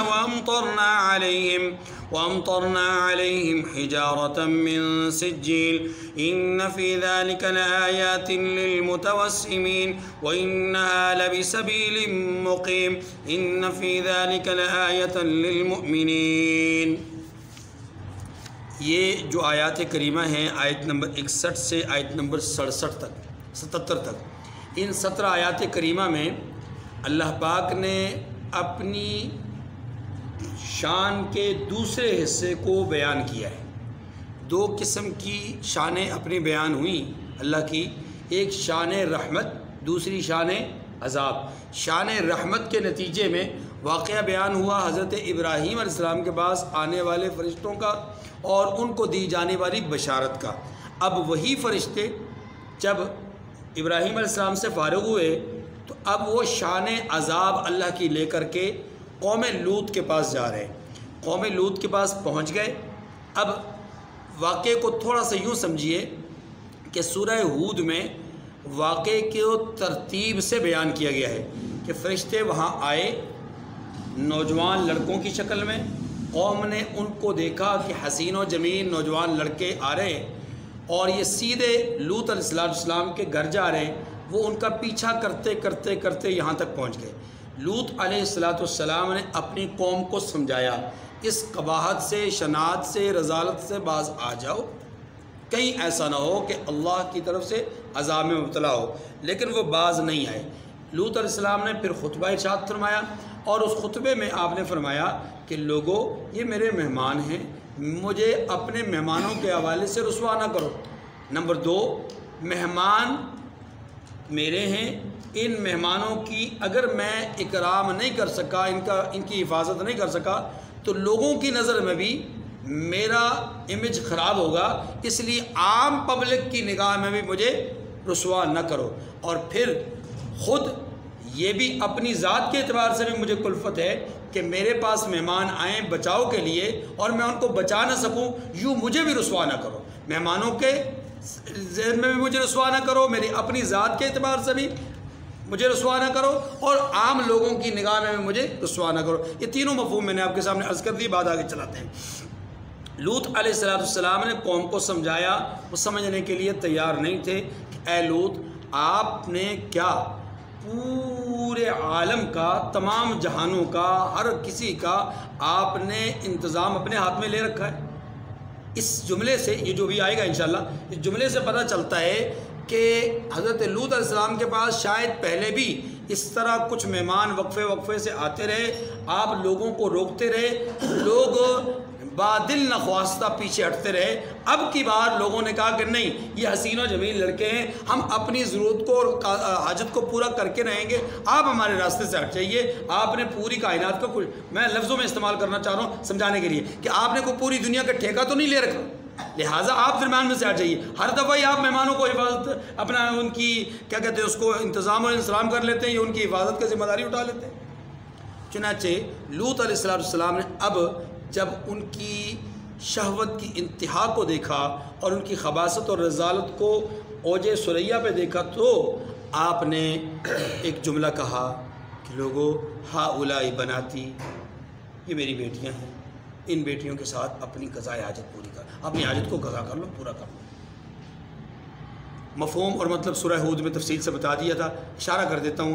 اس سے مراد قوم کی بیٹیاں جو ان کی بیویاں ہیں وہ بھی ہو سکتی ہیں، اس سے مراد خود ان کی ذاتی بیٹیاں بھی ہو سکتی ہیں، لیکن اگر قوم کی بیٹیاں ان کی بیویاں مراد ہوں پھر تو کوئی اعتراض والی بات نہیں ہے، اور اگر اپنی ذاتی بیٹیاں لوط علیہ السلام کی مراد ہوں تو پھر ایک سوال پیدا ہوتا ہے کہ پیغمبر ہیں، پیغمبر کیسے اپنی بیٹیوں کو کسی کے سپرد بدفعلی کے لیے یا زنا کے لیے دے سکتے ہیں؟ اس کے دو جوابات ہیں۔ ایک جواب یہ کہ لوط علیہ السلام نے گویا ان کے سرداروں کو مخاطب کر کے کہا ہوگا کہ تمہیں اگر اپنی حاجت کو پورا کرنے کے لیے ان سارے جمگٹے کو لے کر آنے کی کوئی ضرورت نہیں ہے، تمہیں اگر حاجت پوری کرنی ہے نکاح کرو میری بیٹیوں سے اور ان سے اپنی حاجت کو پورا کرو۔ ایک معنی، ایک جواب یہ۔ دوسرا جواب اس سے بھی زیادہ مفہوم کے اعتبار سے عام فہم ہے، اور وہ یہ ہے کہ آپ نے اپنی بیٹیوں کو پیش کرنے کی پیشکش نہیں کی، یہ آپ نے اپنی بیٹیوں کو پیش کرنا نہیں تھا، یہ غیرت دلانے کے لیے، حمیت دلانے کے لیے، ان کو صرف احساس دلانے کے لیے یہ جملہ کہا ہے۔ یہ ایسے ہی ہے جیسے کوئی کہیں پر دو لوگ لڑ رہے ہو نوجوان، تو ان میں سے ایک نوجوان کا کوئی بزرگ، کوئی بڑا، یا محلے کا کوئی بڑا، علاقے کا کوئی بڑا، علم کے اعتبار سے، عمر کے اعتبار سے ان کے پاس چلا جائے، ان کو روکنا چاہے، وہ نہ روکے، تو وہ کہے اچھا بھائی آپ نے اگر لڑنا ہی ہے، مارنا ہی ہے، اتنا کوٹنا ہی ہے، یہ لو میرا سر حاضر ہے، مجھے مارو۔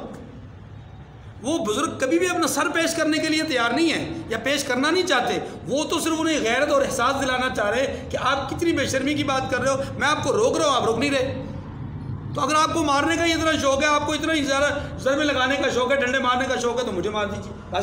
تو یہ ہوا حضرت لوط علیہ السلام نے یہ سمجھانے کے بعد یہ انتہائی آخری بات کی، اور اس آخری بات کے اندر حضرت لوط علیہ السلام کی عاجزی اور کمزوری اور ظاہری اعتبار سے، دنیاوی اعتبار سے بے بسی کا ایک عالم نظر آ رہا ہے، لاچاری کا ایک عالم نظر آ رہا ہے۔ چنانچہ جب فرشتوں نے دیکھا کہ اب یہ لوط علیہ السلام انتہا تک پہنچ گئے ہیں، تو پھر انہوں نے لوط علیہ السلام سے کہا کہ اے لوط آپ پریشان نہ ہوں، ہم اللہ کے بھیجے ہوئے فرشتے ہیں، ہم تو فرشتے ہیں، آپ پریشان نہ ہوں۔ ان کے ساتھ ان کا انجام بد ان کو دکھانے کے لیے آئے ہیں، ان کو ان کا انجام تک پہنچانے کے لیے آئے ہیں، آپ بس راتوں رات اپنے ماننے والوں کو لے کر کے نکل جائیے، اپنی بیوی کو ساتھ نہ لے جائیے گا، اور چلتے ہوئے آپ اپنے لشکر کو، اپنی جماعت کو آگے رکھیے گا، آپ سب سے پیچھے رہیے گا، اور ان سے کہیے گا کہ پیچھے واپس پلٹ کر نہیں دیکھنا، جیسے بھی حالات ہو آپ نے پیچھے مڑ کر نہیں نہ دیکھنے سے مراد یہ کہ پیچھے مڑ کے آنا نہیں۔ چنانچہ لوط علیہ السلام راتوں رات ان کو لے کر کے نکلے، اور پیچھے ایک بہت زوردار قسم کی آواز آئی، دھماکہ ہوا، پھر کیا ہوا، پھر زمین اپنے آثار اور کھنڈرات کے ساتھ قوم کے سامنے، انسانوں کے سامنے آئی، آنے والے انسانوں کے سامنے، اور آج بھی یہ اسرائیلی پٹی میں یہ جگہ موجود ہے جس کو بحر میت کہتے ہیں، اور یہاں پر مردار بحر مردار بھی اس کو کہتے ہیں، ہاں جی نہیں وہ یہ اور چیز ہے، یہاں پر کوئی زندہ چیز یعنی کوئی جاندار چیز زندہ نہیں رہ سکتی، کوئی مگرمچھ، کوئی مچھلی، کوئی انسان، کوئی چیز اندر جا کر کے زندہ نہیں رہ سکتی۔ اللہ تعالیٰ نے اتنا زہریلا پانی رکھا ہے، یہ جھیل نما جگہ ہے، اور اس کو جو ہے وہ بحر میت کہتے ہیں، مردار سمندر، ٹھیک ہے۔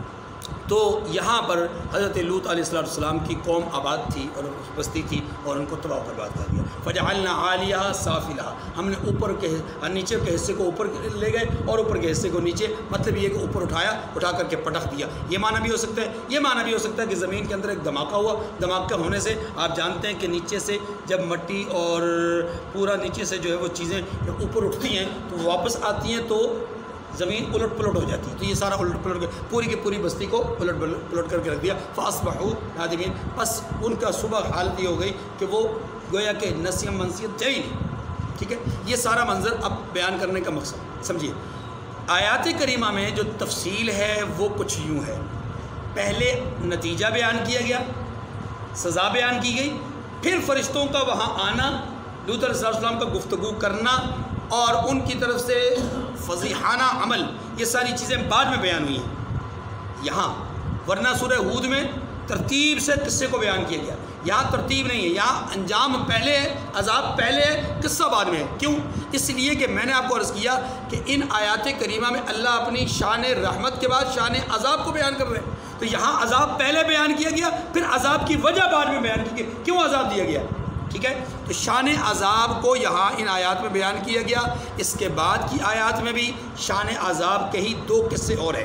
ایک قصہ یہ بیان کر دیا، دو قصے اور ہیں، پہلے اس قصے کو پڑھتے ہیں۔ فلما جاء لوط المرسلون قال انکم قوم منکرون، پھر جب فرشتے لوط کے گھر گئے تو لوط نے کہا کہ تم تو ناآشنا لوگ ہو۔ وہ بولے کہ بلکہ ہم آپ کے پاس وہ چیز لے کر آئے ہیں بما کانوا فیہ یمترون، کہ جس میں لوگ شک کرتے تھے۔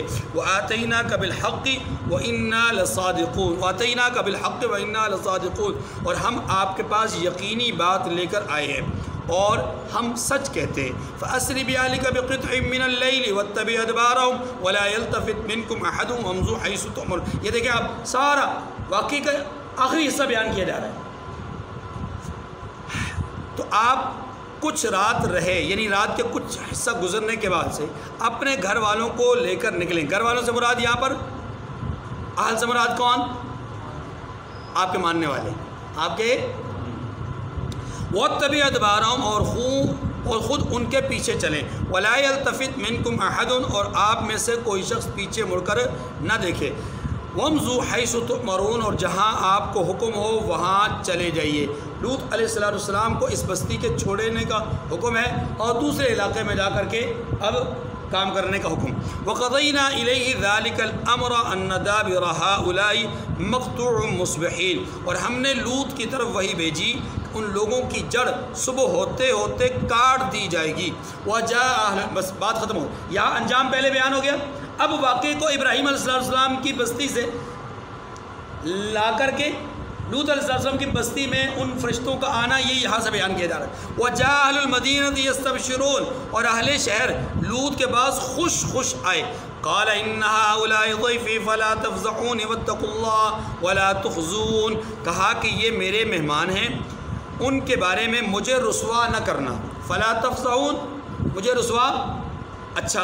وَاتَّقُوا اللَّهَ، دوسری بات کہی کہ اللہ سے ڈرنا، یعنی میں اللہ کے سامنے بھی جواب دہی سے ڈرتا ہوں، لہٰذا مجھے اللہ کے سامنے بھی رسوا نہ کر، مجھے اپنی ذات میں بھی مہمانوں کے سامنے رسوا نہ کرنا، اللہ کے سامنے بھی رسوا نہ کرنا کہ کہیں اللہ مجھ سے پوچھ لیں کہ اے لوط تمہارے پاس مہمان آئے تھے، تم نے مہمانوں کا بندوبست کیوں نہیں کیا، ان کی حفاظت کیوں نہیں کی؟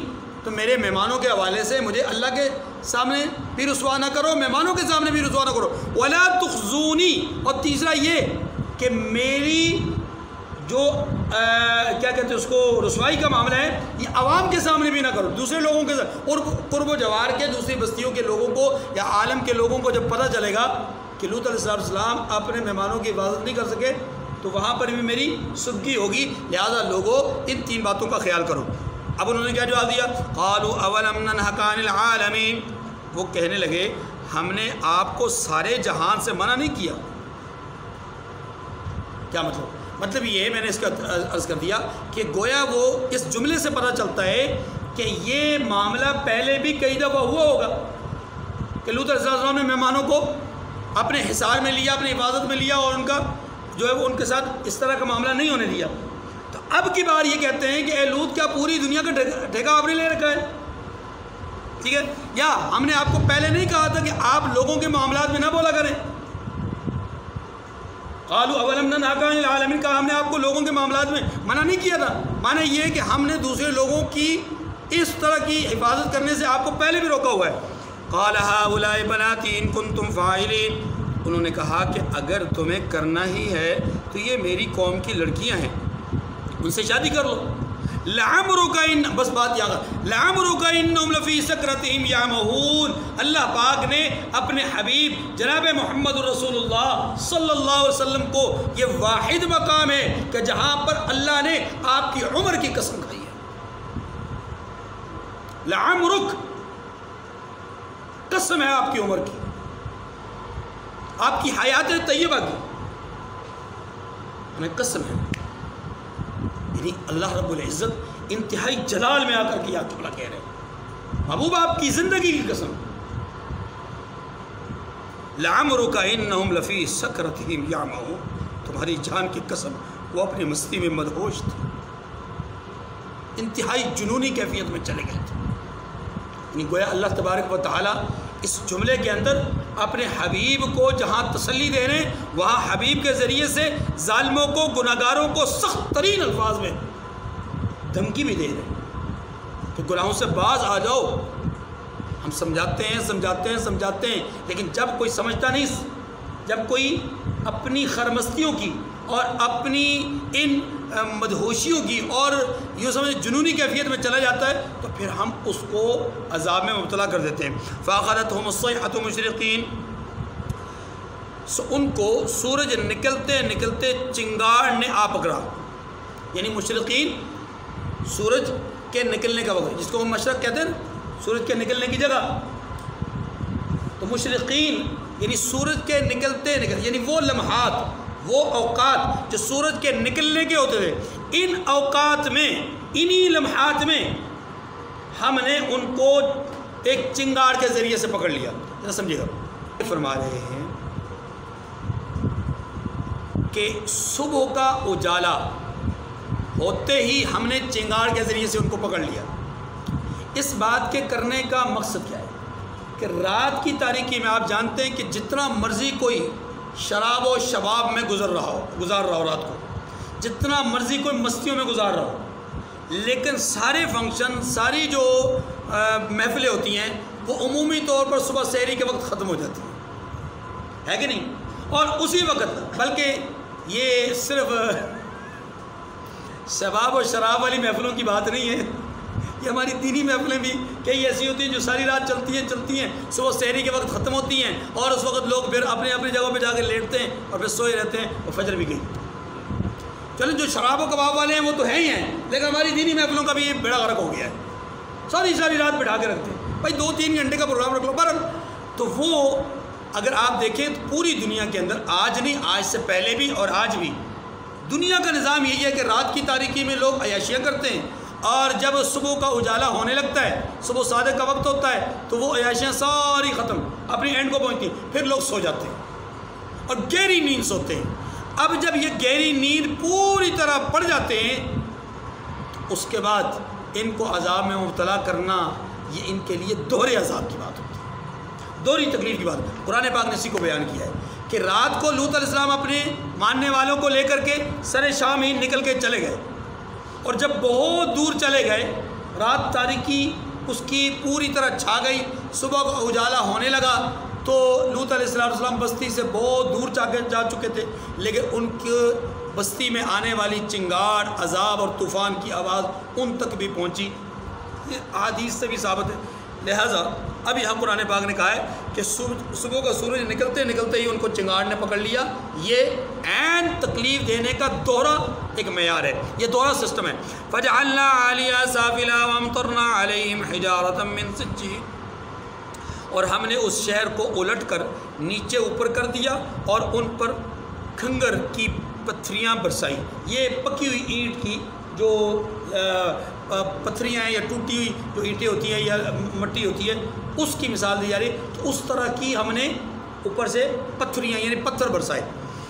ان فی ذلک لآیات للمتوسمین، بے شک اس قصے میں اہل فراست کے لیے نشانی ہے. وَإِنَّهَا لَبِسَبِيلٍ مُقِيمٍ، اور وہ شہر اب تک سیدھے راستے پر ہے. سیدھے راستے سے مراد کیا ہے؟ اہل مکہ کو سمجھایا جا رہا ہے کہ اے اہل مکہ، جب تم شام کے علاقے میں تجارت کے لیے جاتے ہو تو تمہارے اس سفر میں تمہارے بالکل لبے سڑک یعنی سڑک کے بالکل کنارے، یعنی وہیں سے سڑک گزرتی ہے، جہاں پر وہ بحر مید ہے اس کے ساتھ سے ہی سڑک گزرتی ہے.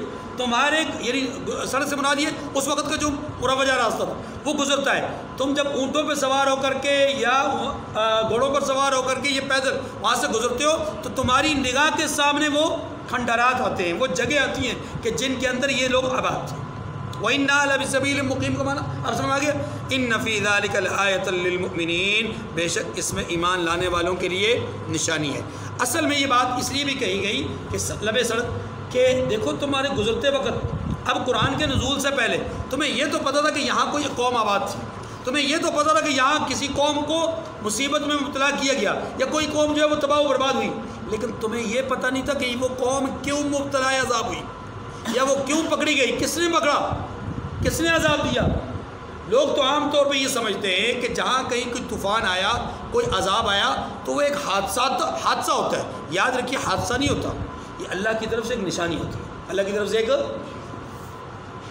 یہ پہلا واقعہ تھا جو کہ شان عذاب کا تھا۔ اب شان عذاب کا دوسرا واقعہ یہ 2 آیات میں بیان کیا گیا۔ فرمایا وَإِن كَانَ أَصْحَابُ الْأَيْكَةِ لَظَالِمِينَ فَانْتَقَمْنَا مِنْهُمْ وَإِنَّهُمَا لَبِإِمَامٍ مُبِينٍ۔ دیکھیے جی، شعیب علیہ السلام کی جو قوم تھی اس قوم کے 2 حصے تھے، ایک مدین اور ایک اصحاب الایکہ، جن کو اصحاب الحجر بھی کہتے ہیں، اصحاب الایکہ بھی کہتے ہیں، اور جن کو بن والے بھی کہتے ہیں۔ یہ جو اصحاب الایکہ ہے یہ اسی قوم کا ایک حصہ تھے، لیکن یہ جنگل کی طرف زیادہ ان کی آبادی تھی۔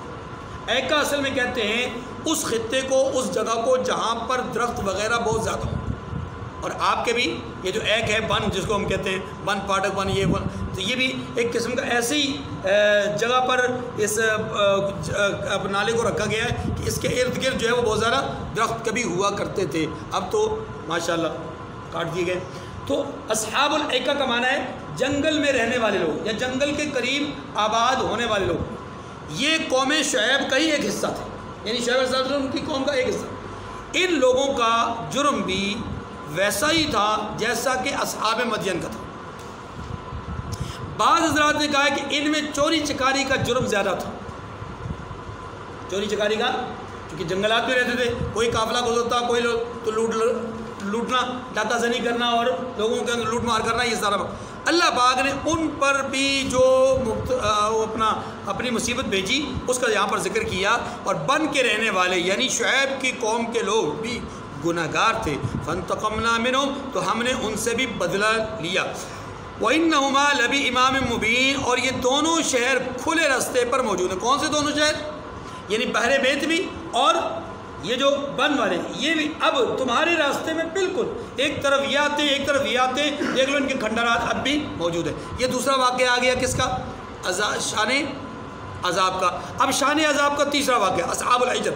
وَلَقَدْ كَذَّبَ أَصْحَابُ الْحِجْرِ الْمُرْسَلِينَ وَآتَيْنَاهُمْ آيَاتِنَا فَكَانُوا عَنْهَا مُعْرِضِينَ وَكَانُوا يَنْحِتُونَ مِنَ الْجِبَالِ بُيُوتًا آمِنِينَ فَأَخَذَتْهُمُ الصَّيْحَةُ مُصْبِحِينَ فَمَا أَغْنَىٰ عَنْهُم مَّا كَانُوا يَكْسِبُونَ۔ یہاں تک وہ واقعہ ہے۔ فرمایا کہ وادی حجر کے رہنے والوں نے بھی پیغمبروں کی تکذیب کی۔ وادی حجر میں کون ہے؟ اس سے مراد قوم سمود ہے۔ اس سے مراد کون ہے؟ قوم سمود، جو کہ حضرت صالح علیہ السلام کی قوم ہے۔ آپ جانتے ہیں کہ صالح علیہ السلام کی قوم بہت متمدن قوم تھی، بڑی کھاتی پیتی قوم تھی، اور ان کو اللہ نے خوب صلاحیتوں سے نوازا تھا، خوب قوتوں سے نوازا تھا۔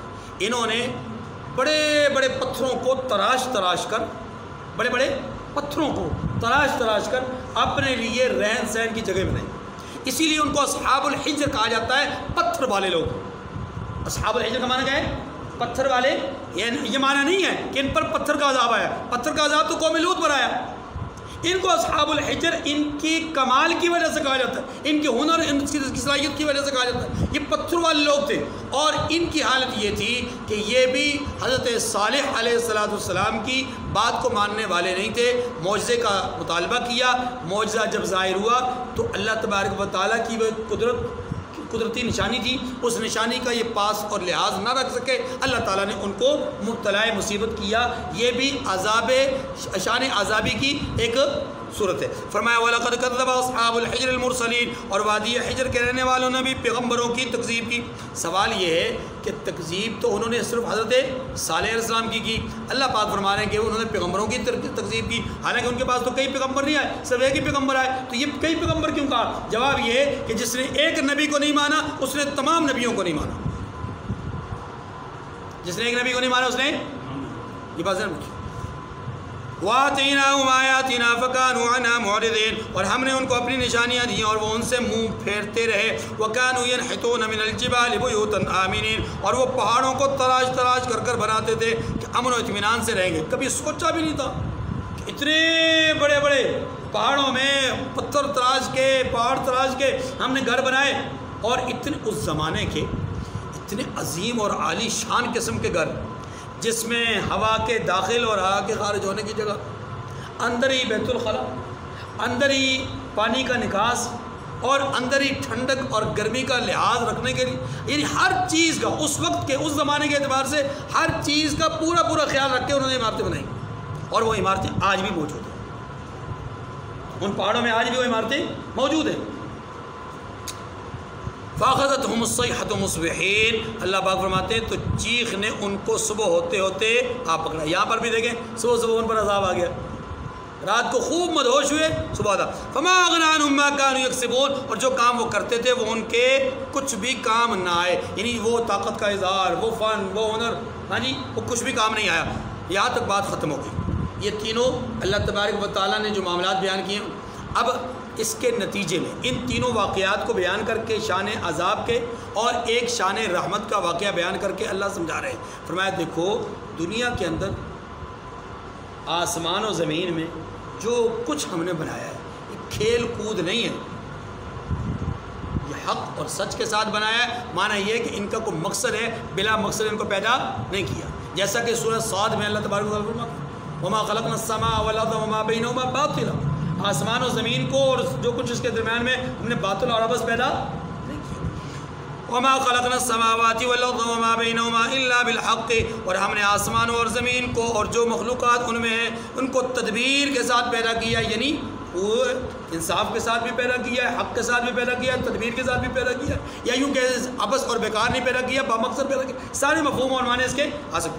وَإِنَّ السَّاعَةَ لَآتِيَةٌ فَاصْفَحِ الصَّفْحَ الْجَمِيلَ، اور قیامت تو ضرور آ کر رہے گی تو تم ان لوگوں سے اچھی طرح سے درگزر کرو. یہ اللہ نے اپنے حبیب صلی اللہ علیہ وسلم سے فرمایا کہ محبوب آپ درگزر سے کام لیجئے. یہ لوگ اگر نہیں مانتے تو کوئی بات نہیں، ان سے پہلے انہوں نے بھی انکار کیا ہے. إِنَّ رَبَّكَ هُوَ الْخَلَّاقُ الْعَلِيمُ، کچھ شک نہیں کہ آپ کا پروردگار ہی پیدا کرنے والا ہے اور جاننے والا ہے. وَلَقَدْ آتَيْنَاكَ سَبْعًا مِّنَ الْمَثَانِي وَالْقُرْآنِ الْعَظِيمِ، یہ اللہ تبارک و تعالیٰ نے نئی بات یہاں بیان فرمائی ہے. اور وہ بات کیا ہے؟ فرمایا ہم نے تمہیں 7 آیتیں جو دہرا کر پڑھی جاتی ہیں اور عظمت والا قرآن عطا فرمایا ہے. توجہ جی، 7 مثانی، اس سے مراد کیا ہے؟ ترجمے سے بالکل واضح ہو گیا. اس سے مراد کیا ہے؟ سورہ فاتحہ. اس سے مراد کیا ہے؟ اس سے ایک بات تو یہ پتہ چلی کہ سورہ فاتحہ کی 7 آیتیں ہیں. دوسری بات یہ پتہ چلی کہ سورہ فاتحہ بہت زیادہ پڑھی جانے والی صورت ہے. ویسے ہی قرآن پاک بہت زیادہ پڑھا جانے والا ہے، اور خاص طور پہ اس میں سورہ فاتحہ اس سے بھی کہیں زیادہ پڑھی جانے والی ہے. اب سورہ فاتحہ کو 7 مثانی کیوں کہتے ہیں؟ اس کی کئی وجوہات مفسرین نے لکھی ہیں. 7 مثانی کا ایک معنی یہ ہے کہ وہ 7 آیتیں جو مثانی 2 دفعہ آئی ہیں. نمبر 2، مثانی کا ایک معنی یہ آتا ہے جو دہرائی جاتی ہے. نمبر 3، مثانی کا یہ معنی آتا ہے جو بار بار پڑھی جاتی ہے. تینوں معنوں کی صورت میں اس کا اطلاق سورہ فاتحہ پہ اس لیے کرتے ہیں کہ بخاری شریف کی روایت ہے اللہ کے رسول صلی اللہ علیہ وسلم نے سورہ فاتحہ کو 7 مثانی قرار دیا ہے.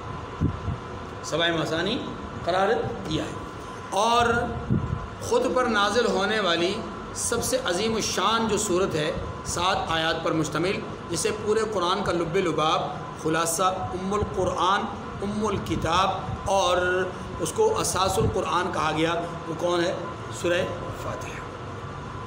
سورہ فاتحہ کو 7 مثانی کہنے کی دوسری وجہ، ایک وجہ تو یہی ہے کہ اللہ کے رسول صلی اللہ علیہ وسلم نے فرمایا تو 7 مثانی اس لیے اس کو کہتے ہیں کہ یہ بہت زیادہ پڑھی جاتی ہے، دہرائی جاتی ہے.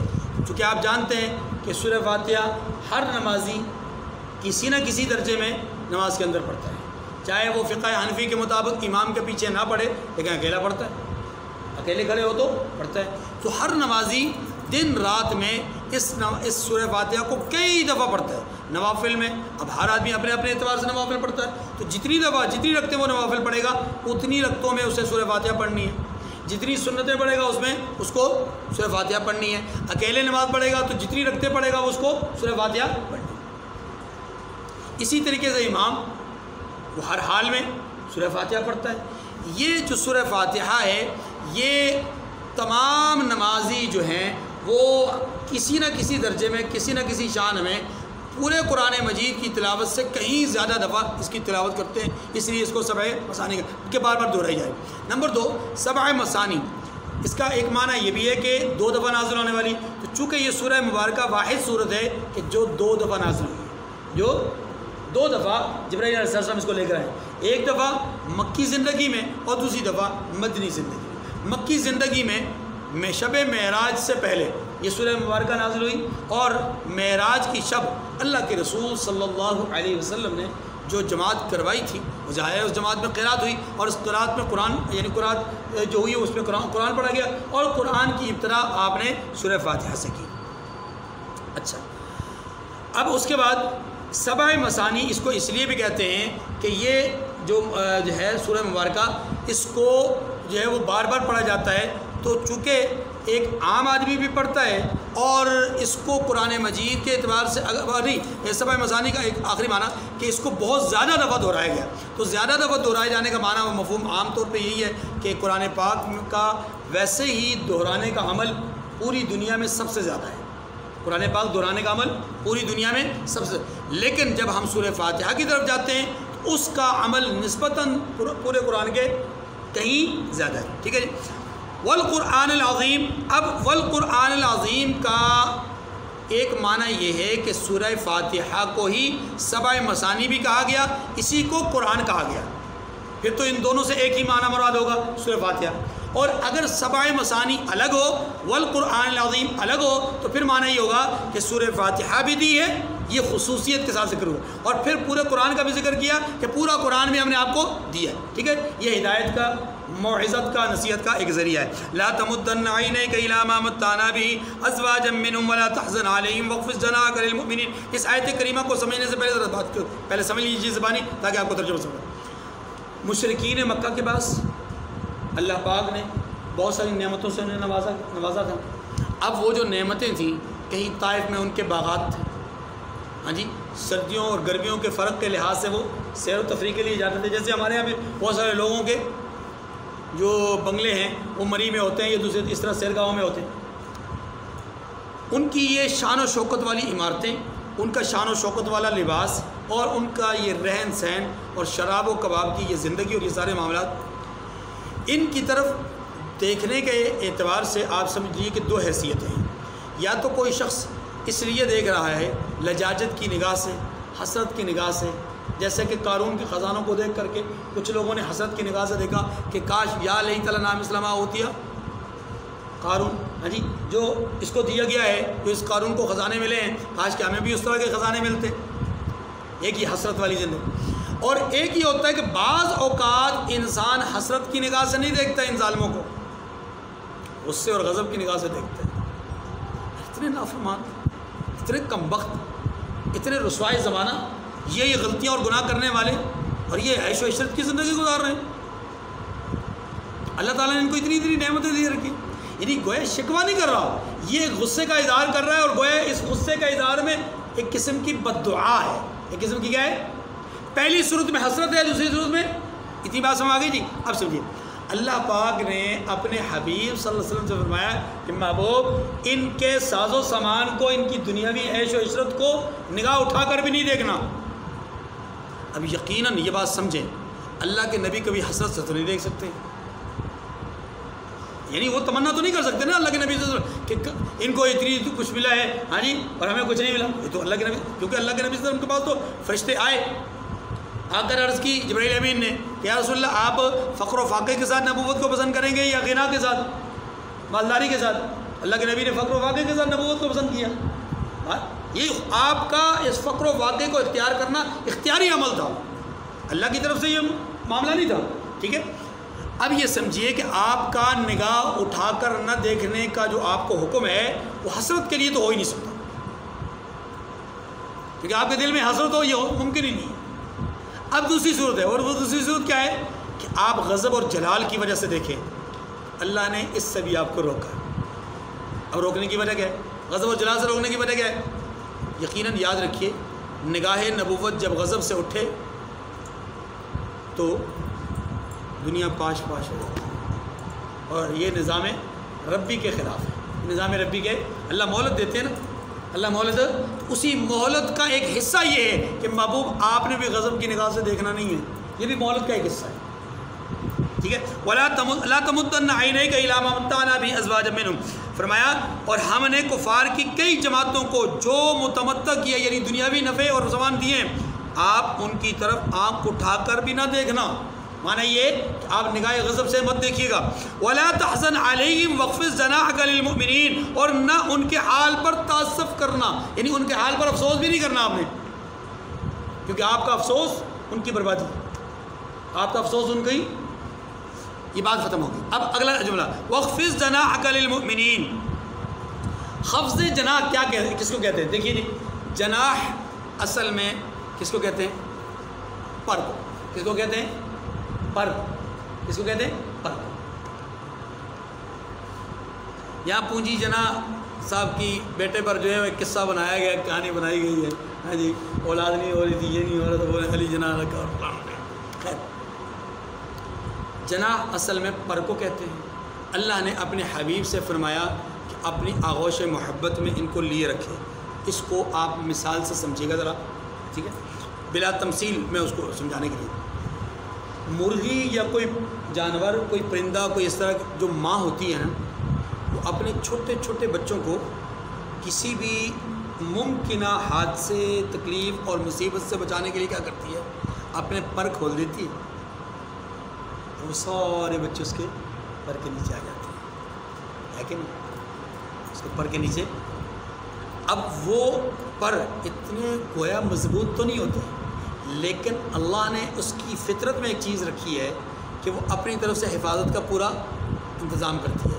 یہ اصل میں حفاظت نہیں ہوتی، یہ اصل میں شفقت ہوتی ہے. اصل کیا ہوتی ہے؟ حفاظت تو رب نے کرنی ہے. حفاظت کس نے کرنی ہے؟ یہاں شفقت اور مہربانی ہوتی ہے جو اس ماں کے دل میں اللہ ڈالتے ہیں. اب سمجھیے، وَاخْفِضْ جَنَاحَكَ لِلْمُؤْمِنِينَ. محبوب، یہ جو آپ کے ماننے والے ابو بکر، عمر، عثمان، طلحہ، زبیر، علی و معاویہ، سارے صحابہ ہیں نا، ان صحابہ کو اپنی آغوش محبت میں لیے رکھیں.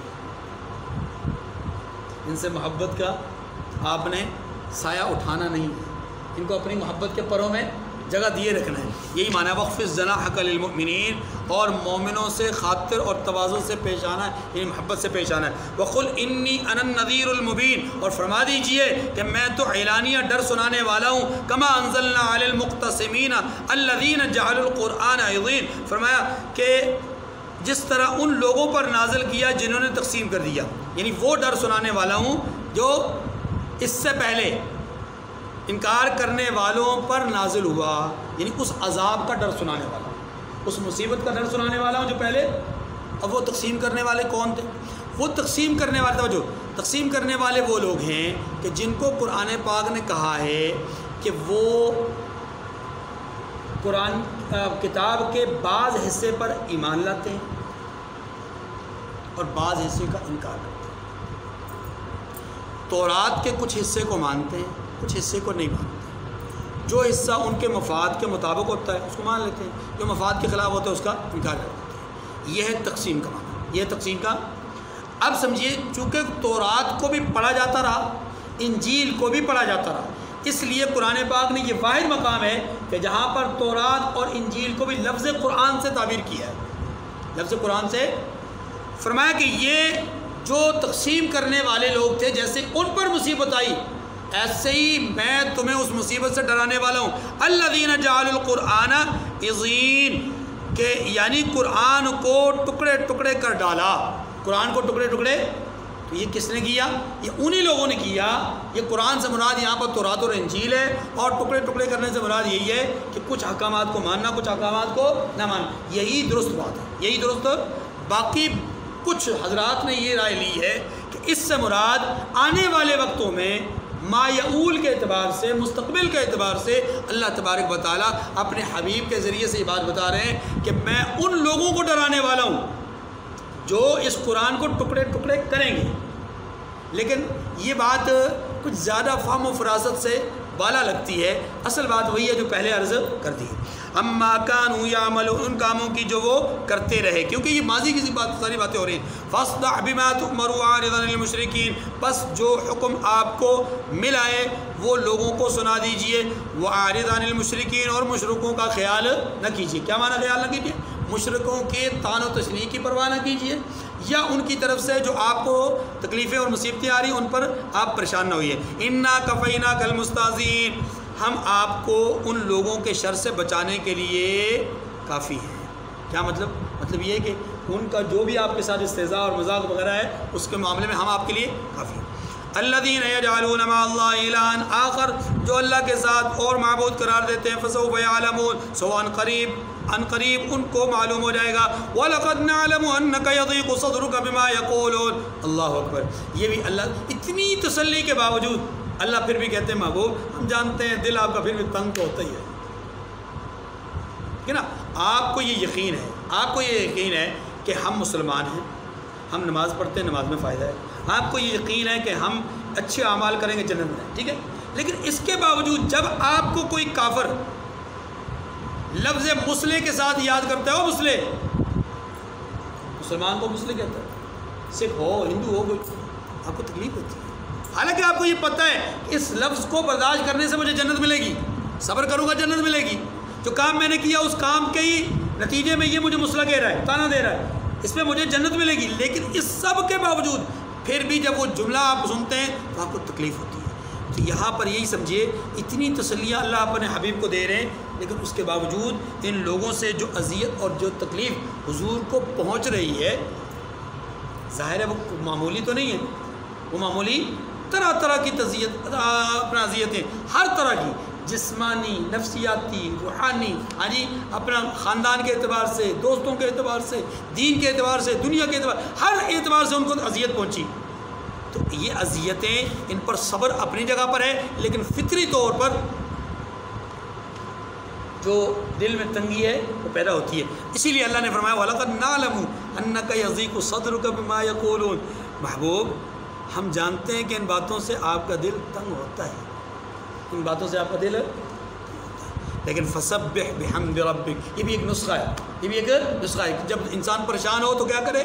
اللہ کی تسبیح بیان کرے، اس کی حمد و ثنا بیان کرے، تو اپنے رب کی تسبیح کہتے رہیے اور اس کی خوبیاں بیان کرتے رہیے۔ وَكُن مِّنَ السَّاجِدِينَ، اور سجدہ کرنے والوں میں، اللہ کہتے ہیں مصیبت میں آؤ، پریشانی میں آؤ تو سجدہ کرو۔ اور ہمیں ہمارے بزرگوں نے کہا، بڑوں نے کہا، ہمارے بزرگوں نے، بڑوں نے پچھلے دنوں میں کہا کرونا آ گیا لہٰذا مسجدوں میں نہیں جانا، بڑی مصیبت آ گئی جی، بڑی پریشانی آ گئی، کیا کرنا جی؟ اب مسجدوں میں نہیں جانا، ایک دوسرے کے ساتھ نہیں ملانا، ایک دوسرے کے ساتھ ملانا نہیں ہے، کیونکہ اس سے خیر پھیلے گی اور ہم خیر کے ذریعے سے اس بیماری کو دور کر نہیں سکتے۔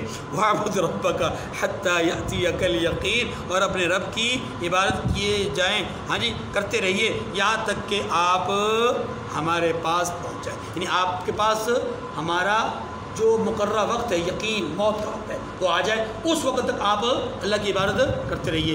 یقیناً اس سے اشارہ ہے اس بات کی طرف کہ انسان کو اپنی پوری زندگی اللہ کے حکموں کے تابع رکھنی چاہیے۔ وآخر الدعوانا ان الحمد للہ رب العالمین۔